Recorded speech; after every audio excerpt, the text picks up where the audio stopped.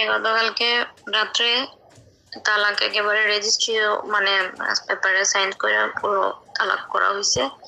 আর হইলো তুমি হুজুরকে জানায়ও যে ওই যে মাঝখানে এসে মিল ছিল, এটার উদ্দেশ্য হইতেছে ওর আমার বলে যে একটা ভিডিও দিতে, আমি যা বলছি সব মিথ্যা বলছি, ভুল বুঝছি, মিথ্যা বলছি, এগুলো আমার বলার জন্য।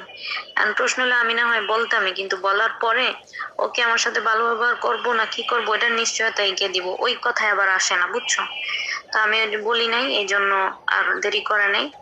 যে কালকে রাত্রে হুজুরগড় সামনে ওখানে মার্কা করতে হয়, তালাক হয়ে গেছে। আসসালামু আলাইকুম বন্ধুরা, কেমন আছেন সবাই? তো বাংলাদেশের একজন স্বনামধন্য স্কলার আবু তহ মোহাম্মদ আদনান, তো অবশেষে জানা গেল যে আবু তহ আদনান এবং তার স্ত্রী সাবিকুন নেসার ভিতরে তালাকের যে বিষয়টা সেটা কার্যকর হয়েছে। তার স্ত্রী এটা নিশ্চিত করেছেন। তো আবু তহ আদনানের বিরুদ্ধে যে অভিযোগ, তিনি একজন বিমানবালার সাথে তার মানে পরকীয়া সম্পর্কে লিপ্ত হয়েছেন, এটা অনেক আগে থেকেই তার সাথে সম্পর্ক ছিল, পরবর্তীতে বন্ধ হয়ে যায় এবং আবার শুরু করে তারা। তো এটাই তার স্ত্রীর অভিযোগ। তো এই বিষয়টা নিয়ে বাংলাদেশের যে মিডিয়াগুলোতে দেখেছেন যে বিভিন্ন সরগরম নিউজ বা বিভিন্ন রকম ভিডিও আপলোড দেওয়া হচ্ছে।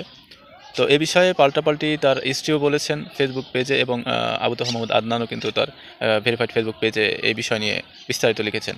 দুইজন কিন্তু দুজনের বিরুদ্ধে অভিযোগ দায়ের করেছেন। তো একমাত্র মহান আল্লাহ জানেন যে আসলে তাদের ভিতরে কে সত্য কে মিথ্যা, এটা সম্পূর্ণ আল্লাহ জানেন। তো তারপরেও আমি বলবো যে বর্তমানে তিনি যে ঘটনাটা ঘটিয়েছেন, তারা দুইজনে মিলে যে তালাকের ইয়েটা করেছে, এটা আসলেই খুবই খারাপ একটা অবস্থা। কারণ তারা তালাক দিয়েছে, দুইজনই বিবাহ করবেন, করে আবার তাদের সংসার হবে, কিন্তু মাঝখানে তাদের যে দুইটা সন্তান, এই দুইটা সন্তান কিন্তু পিতামাতার যে ভালোবাসা সেটা থেকে বঞ্চিত হবেন। তো আশা ছিল যে যেটাই হয়েছে সেটা বাংলাদেশের স্বনামধন্য যেসব আলেম ওলামা আছে তাদেরকে এক জায়গায় ডেকে একটা মীমাংসা করা হবে। তো অবশেষে কিন্তু জানা গেল যে আবু তহ মোহাম্মদ আদনান তাদেরকে মানে সাবিকুন নাহারকে তালাক দিয়ে দিয়েছেন। তো সেটা কিন্তু তার স্ত্রী সাবিকুন নাহারই নিশ্চিত করেছেন তার বক্তৃতার মাধ্যমে।